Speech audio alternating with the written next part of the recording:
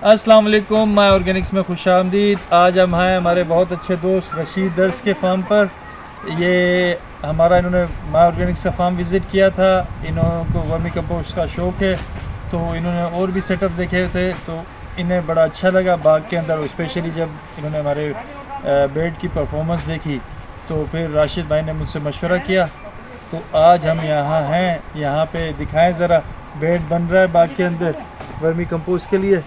और इंशाल्लाह ताला यहाँ पे रशीद भाई अपना वर्मी कंपोस्ट बनाएंगे। अस्सलाम वालेकुम रशीद भाई, क्या हाल है? खैरियत से हैं? जी रशीद भाई, कैसा लगा आपको वर्मी मैंने कंपोस्ट? वैसे सुना था वर्मी कंपोस्ट के बारे में, फिर मुझे पता चला कि अली सलमान साहब काम कर रहे हैं। मैं उनके बाग में गया, देखा और उनकी परफॉर्मेंस मुझे बहुत अच्छी लगी, बहुत खुश हुआ। और मैं भी चाह रहा हूँ कि मतलब मैं ये काम स्टार्ट करूँ और अपने खेतों को ये दूँ, रिजल्ट भी अच्छा आएगा। रिजल्ट देख के भी आया हूँ मैं अली सलमान साहब के पास, टमाटर में और दूसरी फसलों में भी।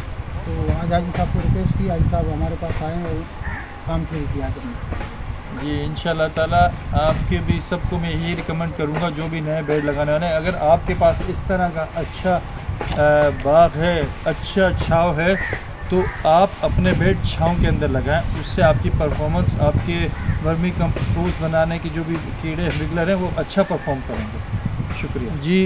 ये देखें, ये बाग में बेड बनाए जा रहे हैं रशीद दर साहब के पास। बाग में हम थोड़ा सा तकरीबन आधे से 1 फुट ऊंचा बेड बनाते हैं, ताकि पानी खड़े होने की सूरत में बेड को नुकसान ना पहुंचे, कीड़ा बाहर ना निकले।